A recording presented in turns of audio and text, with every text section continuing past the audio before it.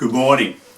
I remember seeing a poem, a performance poem done by a young woman, a story of another woman from another time, another place, another culture, a woman from a patriarchal society, and so she was already behind the eight ball. She was a woman, second-class citizen, but she was a woman with a reputation, and that reputation created dishonour, shame in her life, and pushed her to the margins. Whatever she'd done or whoever she was, she carried this reputation, and people looked down upon her and ignored her, or she was invisible to them, pushed to the margins of life, until an important man saw her.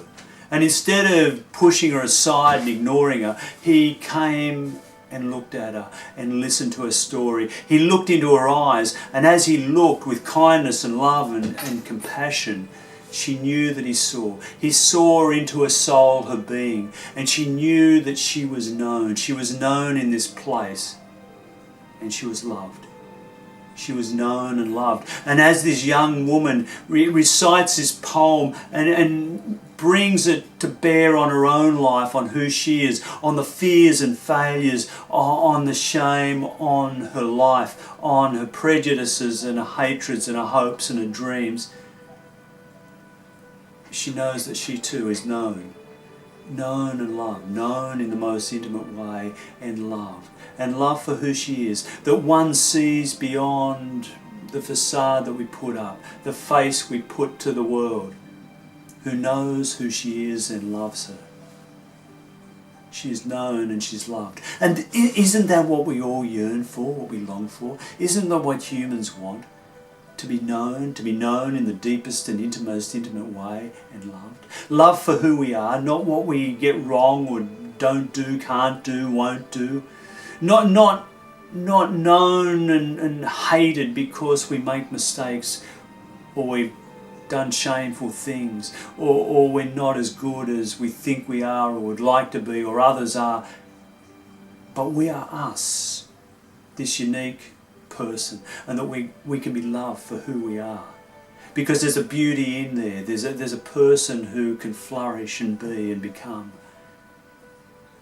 We want to be known and loved.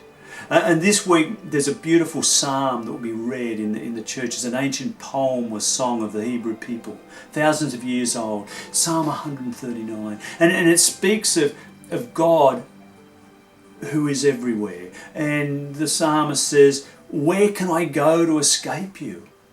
There's nowhere. If I go to the farthest reaches of space, or descend to the deepest places, if I fly on the wings of morn to a far off place, north or south or east or west, you're there. There's nowhere I can go that you aren't already. And you're in me, or through me, around me. You know my most intimate thoughts. You were there when I was formed in my mother's womb. You know every word before it's formed on my lips. You know me inside out, and you love me. This is a beautiful reality and truth, the spiritual truth that I think Jesus is trying to proclaim to people, that we are loved intimately and profoundly by this infinite love at the heart of all things. The infinite love at the heart of all things that created suns and moons and planets, the universe, the mountains and valleys and oceans and rivers and lakes and streams, that holds animals and plants and human beings in love and grace and gives us life and being.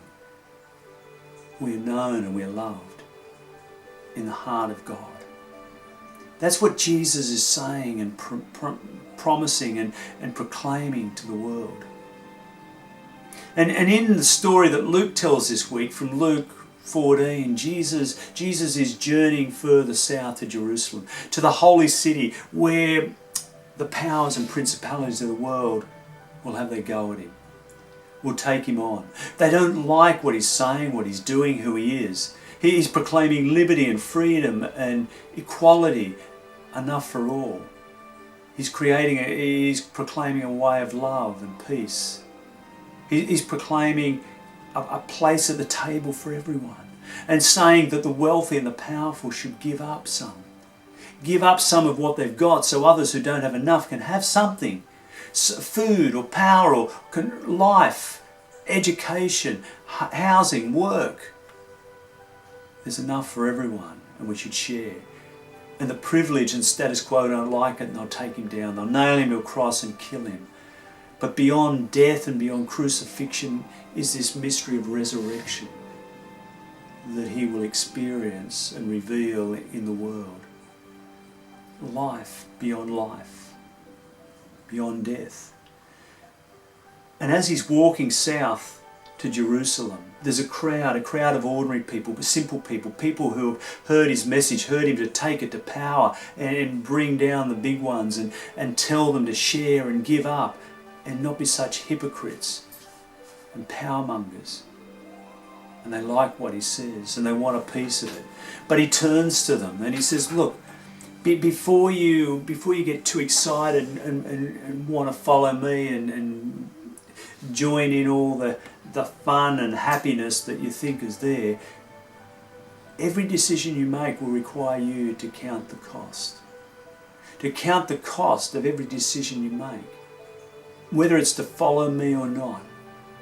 And he speaks particularly of family and says, you know, family in his culture was a place of honour and shame, and it was a place that held tradition and culture and held people. It held people in these relationships. Whether they wanted to or not, they had little choice.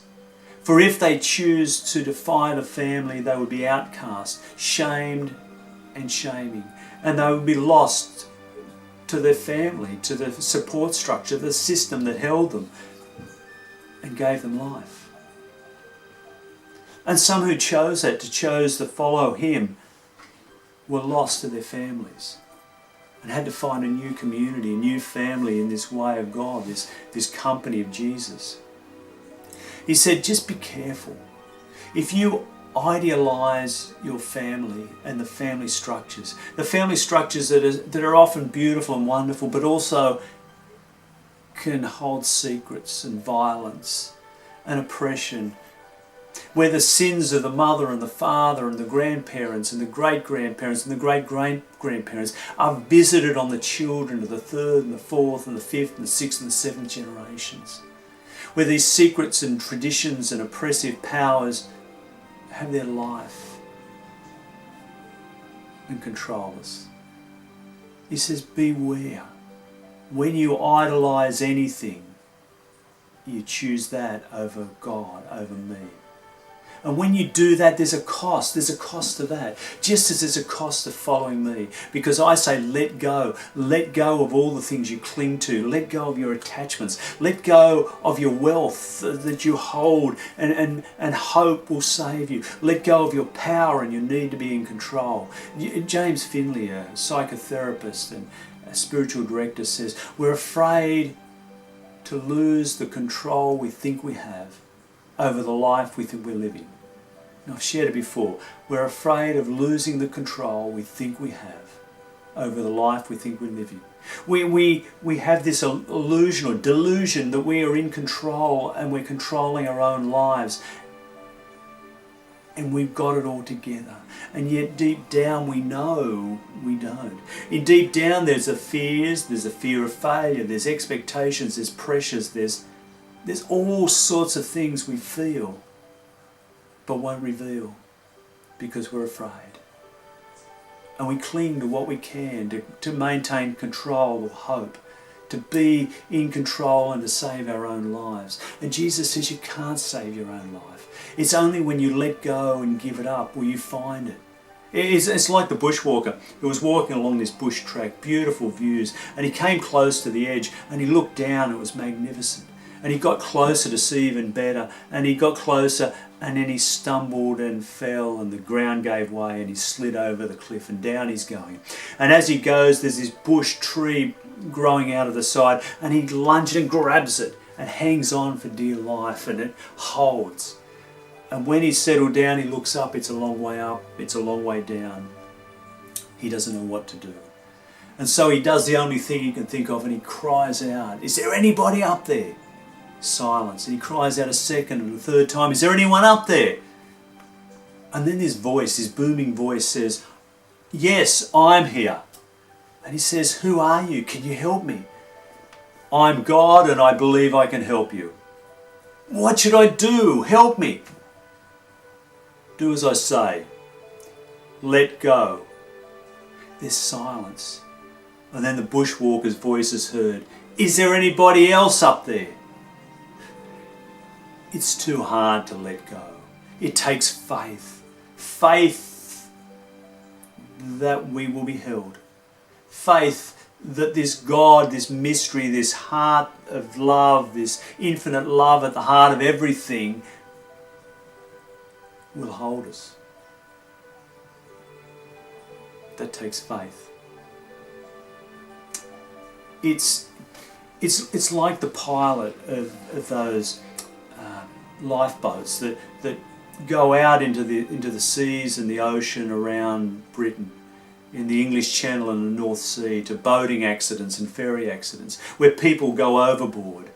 And the lifeboat captain says, "You know, in all my years here, I've seen lots of people fall into the water. And in the frigid cold waters of the North Sea, they might have 20, maybe 30 minutes before hypothermia sets in and they die. And when they go over, they know they've only got minutes before death will swallow them up."